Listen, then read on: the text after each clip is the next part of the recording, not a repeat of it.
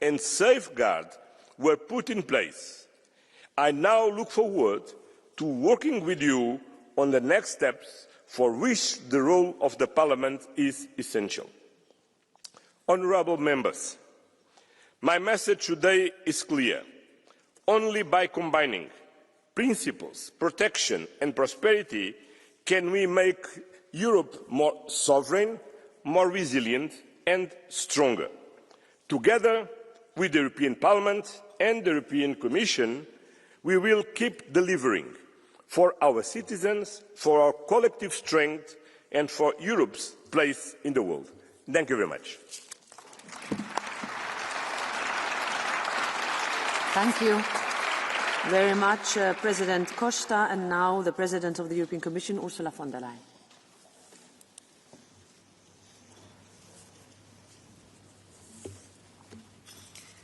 Thank you very much, Madam President, dear Roberta, Mr. President, dear Antonio, honourable members. Let me start by conveying my deepest condolences to the families and friends of the train accident in Spain. Our thoughts are with them. Honourable members, since I stood last time here in this plenary, we have witnessed events that have shaken the world. From the nationwide protests and repression across Iran, to the seizing of shadow fleet tankers in the North Atlantic, from the volatile situation around the Arctic and Greenland, to the relentless bombing against Ukrainian civilians and infrastructure, from the tensions in the Middle East to the Indo-Pacific. All of this reflects a number of realities for Europe. The first is a confirmation that the shift in the international order is not only seismic, but it is permanent. And the sheer speed of change far outstrips anything we have seen in decades. We now live in a world defined by raw power, whether economic or military, technological or geopolitical. And while many of us may not like it, we must deal with the world as it is now. Which brings me to the second reality and imperative for Europe, and that is to speed up our push for independence. Whether on our economy or on our security, whether on technology or democracy, we have to be strong in shaping ourselves if we don't want to shape the world around us.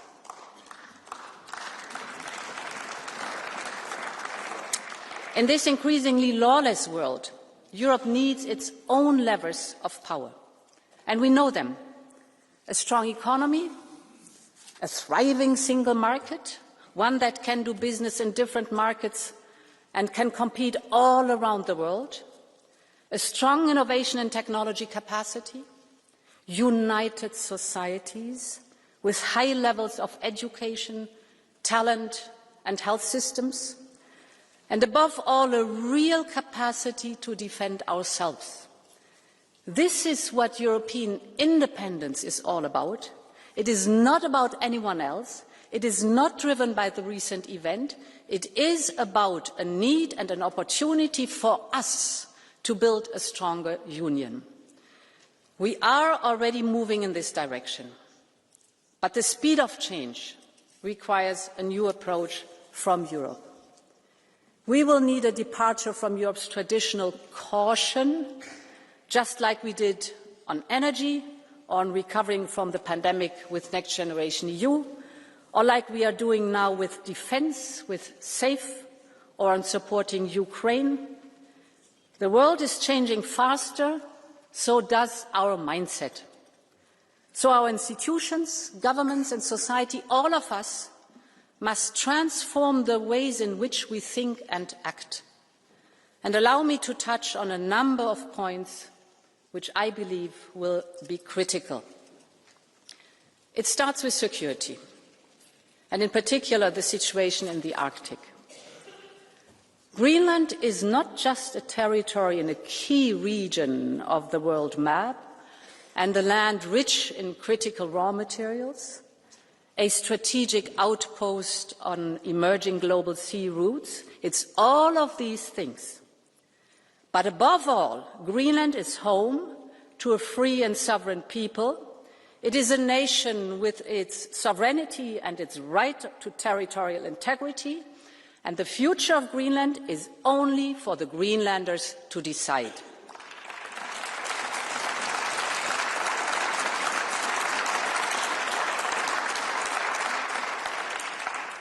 Honourable members, we do agree with our American friends on the need to ensure the security of the Arctic region. And on this we are not only aligned, but we are working together, notably in the context of NATO. Finland, for example, is working with the United States on icebreakers, a key piece of equipment in the context of operations in the High North. Or take the recent Danish-led Arctic Light exercise a few months ago in the context of NATO. This was key to strengthening Allied readiness in the Arctic. So we are aligned, we are working together, we share the same strategic assessment on Arctic security, and this is why the threat of additional tariffs for security reasons is simply wrong.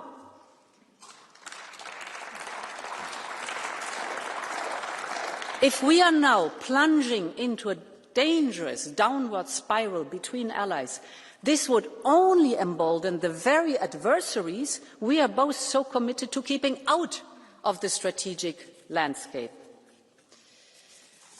Later this week, leaders will meet to discuss our response at the European Council. We are at a crossroads.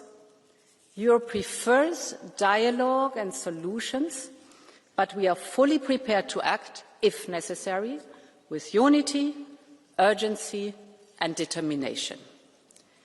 But beyond this, we need our own strategic approach.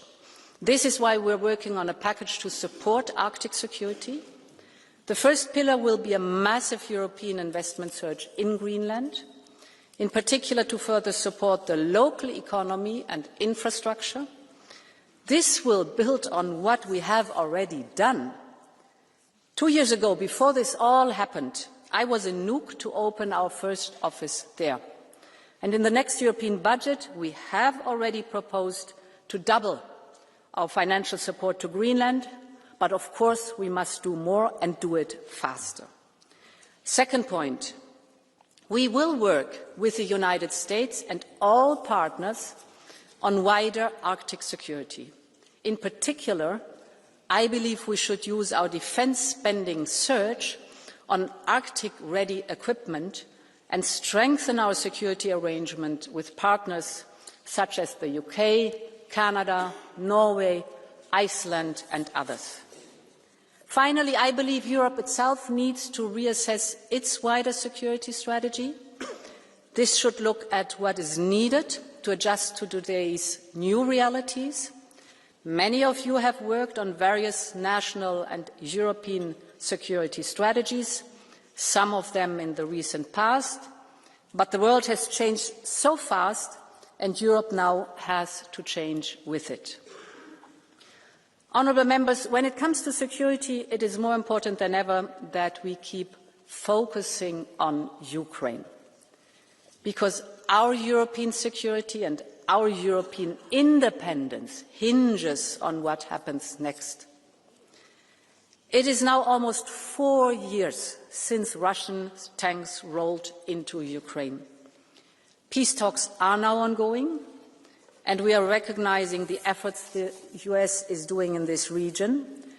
But while these efforts intensify, so does Russia's attacks.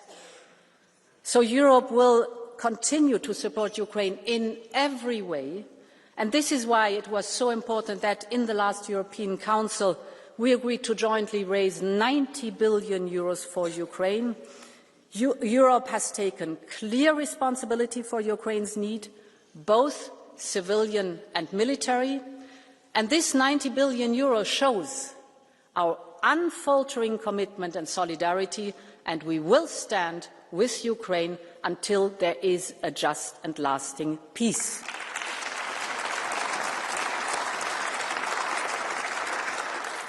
Honourable members, allow me to briefly turn to our economy and our need to reduce our dependencies here too, because this is intrinsically linked. Trade inside our single market accounts for 55% of our GDP. Trade with the rest of the world is worth roughly 45% of our GDP. 45%. Our supply chains and de-risking goals depend on trade. So trade matters more than ever. I just came back from Paraguay, where we signed a historic deal with Mercosur. Next week, we will be in India for another groundbreaking agreement. And negotiations are advancing with many others who want to do business with us. These deals will open massive opportunities for our businesses. They will create jobs here in Europe. They will give us resilience and security of supply, because the more trading partners we have worldwide, the more independent we are. And that is exactly what we need. If we take Mercosur, which I know is hotly debated in this House, the deal secures our access to raw materials our industry needs. And the benefits for European companies will be huge. Just take the automotive sector. European exports to Mercosur can rise by 20 billion euros or 200%. Or look at the chemicals or machineries, same effects. The deal with Mercosur will deliver huge gains also for producers of dairy, wine, spirits, oil, and much more. At the same time, we have listened carefully to your concerns and to our farmers, and we have secured strong safeguards for our sensitive agri-food sectors. I believe this is a deal that will bring benefits across our economy and across every member state. So to conclude, honourable members, this moment of global change is fraught with dangers. And Europe must be ready to change even faster, to become more independent for its own future. This will not be easy. It will require difficult decisions, and it will require to frame all of our work in the bigger picture.